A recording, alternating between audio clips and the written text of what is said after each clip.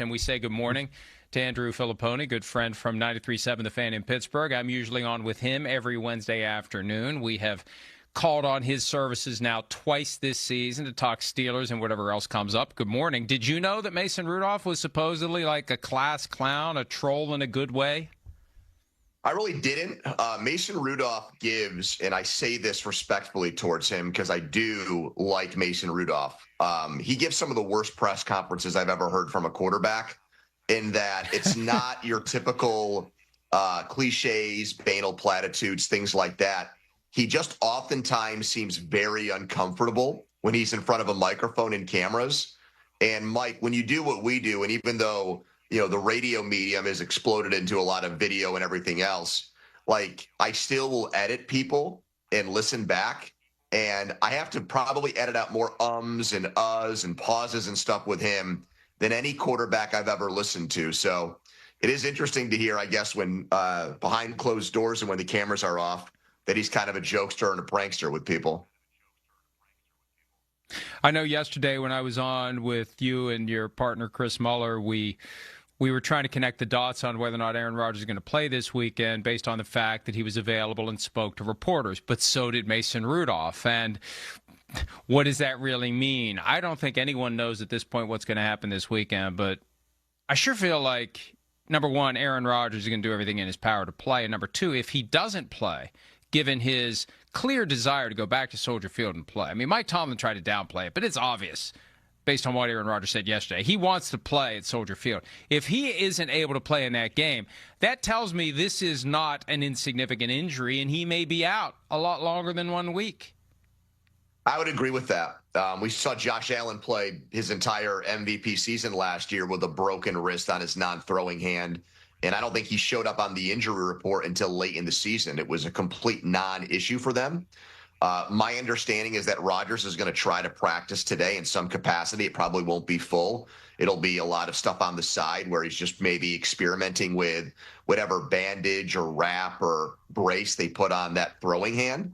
So that's ahead of the schedule that Mike Tomlin presented on Tuesday, when he basically made it sound like Rodgers would just take mental reps at practice Wednesday and Thursday and just do a little bit on Friday and determine then whether or not he was going to play in the game Sunday or not. But I really believe that Aaron Rodgers still views this season as his final go-around, his swan song in the NFL, and he's going to be damned if he loses out on the opportunity to play against the team that he's tortured for 20 years. Mike, I think what could happen, and this is not an ideal circumstance or an ideal scenario, is Rodgers starts the game, and then if ball security is an issue, if he seems awkward out there, or, things just don't seem right, and he's making faces and he's grabbing at it and it's affecting his play, I think we could see him benched midstream. But I really believe they're going to give him every opportunity to play and go on Sunday. And if I had to bet right now, I would say he's out there at 1 o'clock Sunday in Chicago. Yeah, Tomlin made it clear on Thursday there's three factors. Number one, can they properly support, brace, protect the wrist? Number two, pain tolerance. Number three, overall functionality. How is he going to play? And that's important because Mason Rudolph right now, dare I say, the gap, when you look at the way Aaron Rodgers is running the offense, is there really much of a difference between Rodgers and Rudolph at this point? Rudolph's numbers were actually better in the second half than Rodgers were in the first half. I tell my listeners here in Pittsburgh that Mason Rudolph is our version, and a very poor man's version, of what Eagles fans or what the Eagles organization thinks of Nick Foles, where for whatever reason Nick Foles is great with the Eagles and bad everywhere else. Mason Rudolph was really just a garden variety backup quarterback in Tennessee last year who didn't do anything special. Here, he's much greater than that. And 2 years ago, he rescued the Steelers season when they were dead to rights after getting destroyed in Indianapolis on a Saturday night. He won his final 3 games. He started in the regular season. Kenny Pickett lost his job because of injury, never got it back, never played another game with the Steelers as a first-round pick. And Mason Rudolph got them to the playoffs against all odds. his quarterback rating in those 3 games that he won, including a game in Baltimore in Week 18, was, I believe, over 110, which over a 18-game season would have led the NFL. And then he was really good and really effective and efficient in the game in the second half with no work with starters in practice. Aaron Rodgers actually, unlike a lot of other older players, practices Wednesday, Thursday, and Friday every week. So Rudolph gets no work with the ones. And he went out there and looked like he hadn't skipped a beat. And I agree with you. I thought he was the better of the 2 quarterbacks. So at 41 years old, 4-time MVP, it sounds crazy to say it, but I do not think there's much of a difference between the 2 quarterbacks right now. And that's part of what they have to take into account. Aaron Rodgers at less than 100% versus Mason Rudolph at 100%.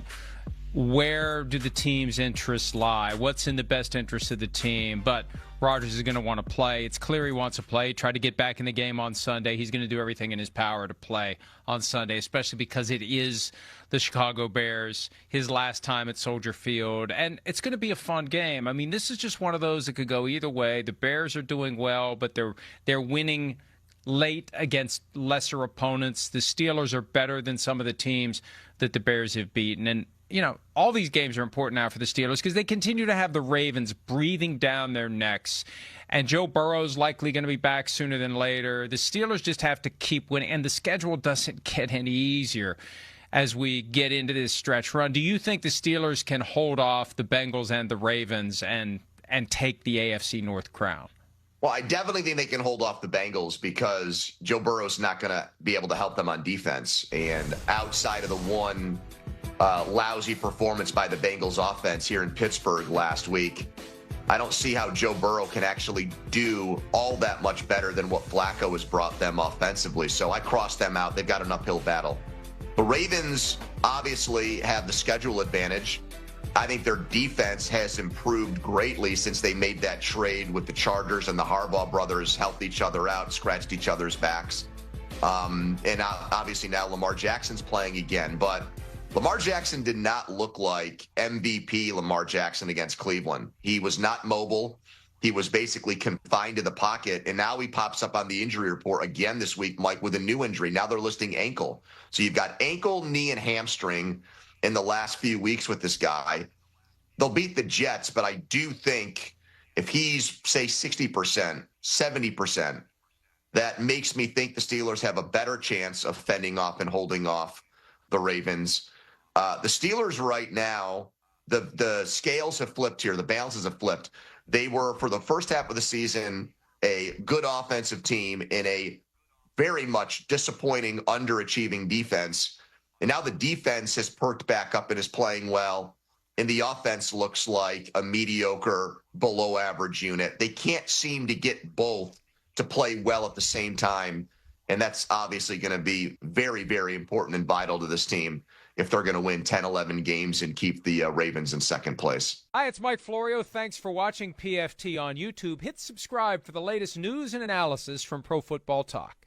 This is Steelers Nation Wire, and today we dive into one of the most intense, nerve-wracking, and defining moments of the entire Pittsburgh Steelers season. The entire NFL is watching. Every major sports show is talking about it.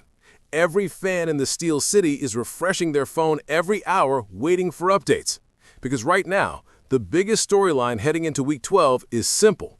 Will Aaron Rodgers suit up against the Chicago Bears, or will the Steelers place the weight of this matchup in the hands of Mason Rudolph?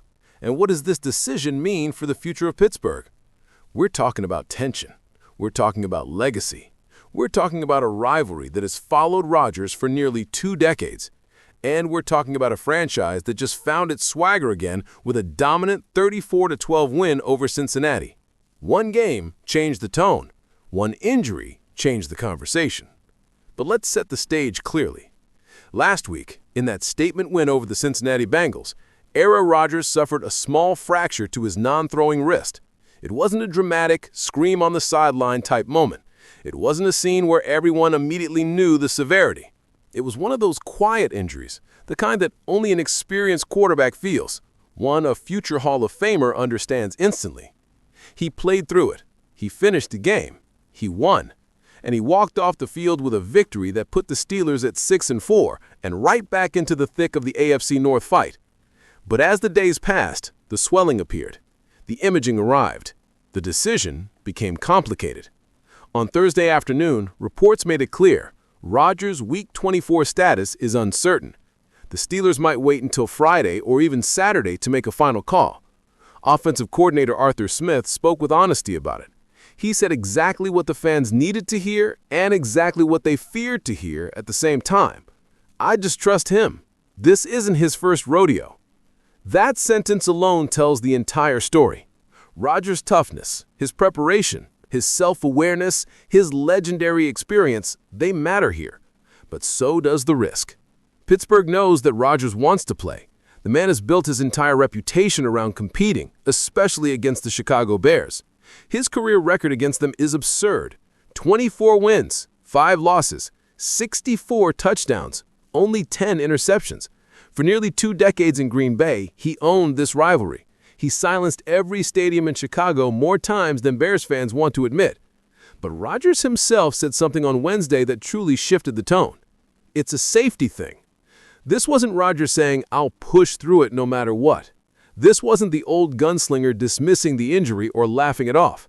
This was a calculated, wise 41-year-old quarterback acknowledging that one wrong fall on that wrist could change the rest of his season or worse, bring it to an early end. So what does Pittsburgh do? Do they put him out there in freezing Chicago wind with a compromised wrist?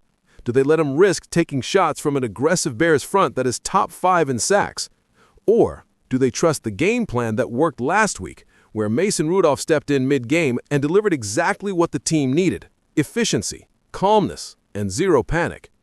Rudolph wasn't asked to be a superstar against Cincinnati. He didn't need to be. He completed 12 of 16 passes for 127 yards and a touchdown. He protected the ball. He commanded the offense. He kept the momentum alive. And he allowed the defense, one of the most physical, aggressive, opportunistic units in the league, to dominate the game. This is where Arthur Smith's experience becomes critical.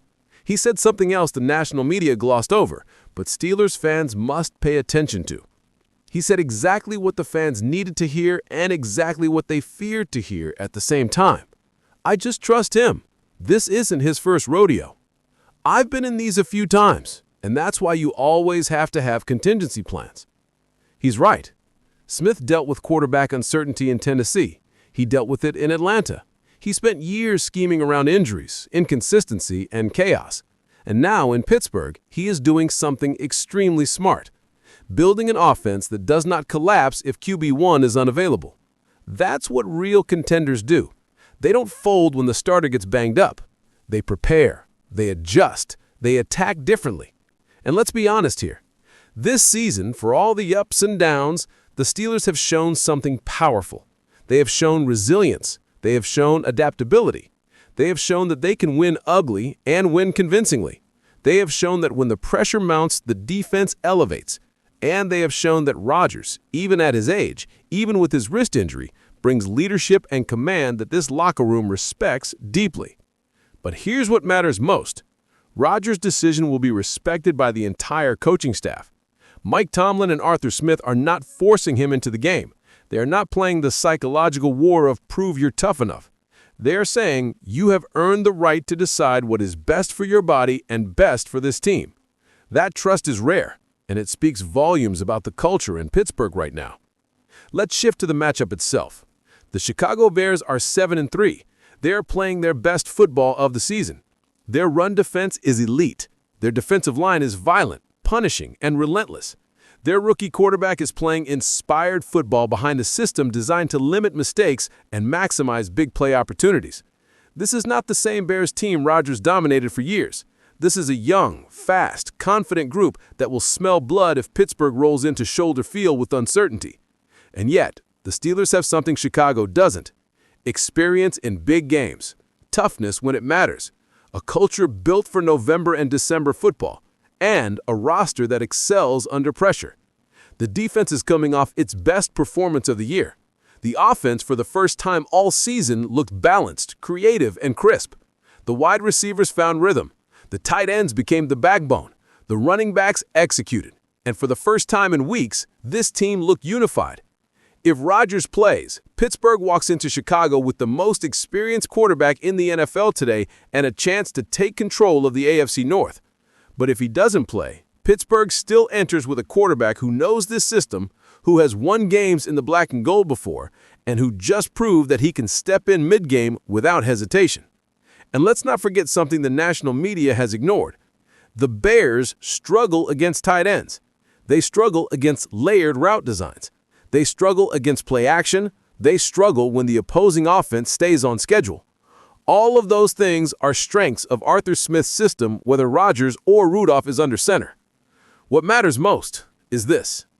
Pittsburgh controls its destiny. Not the Bears, not the media narratives, not the injury reports. Rodgers' wrist is a storyline. Pittsburgh's identity is the real story. This team wins with physicality. This team wins with discipline. This team wins with game planning. This team wins with situational mastery. And right now, this team is playing with a sense of purpose that we haven't seen since the peak Killer Bee era. So here is the bottom line. If Rodgers plays, Pittsburgh walks into Chicago with the most experienced quarterback in the NFL today and a chance to take control of the AFC North. But if he sits, Pittsburgh still enters with a smart, confident backup, a rested defense, and a coaching staff ready to attack every weakness the Bears have. Either way, the Steelers are positioned to win. And that is the message that the league needs to hear. This team is rising. This team is dangerous. And this team is finally finding its true form at the exact moment the playoff race hits full speed. Steelers Nation, now it's your turn. Do you want Rodgers to play against the Bears, or should Pittsburgh let him rest 1 week to protect his wrist? Do you trust Mason Rudolph to take the reins if needed? Do you believe this defense can carry the load once again? Drop your opinion below. Hit that like button if you believe in this Steelers team, and subscribe to Steelers Nation Wire for daily updates, reactions, and deep dive analysis that only true fans appreciate. The Steelers are coming, and the AFC better be ready.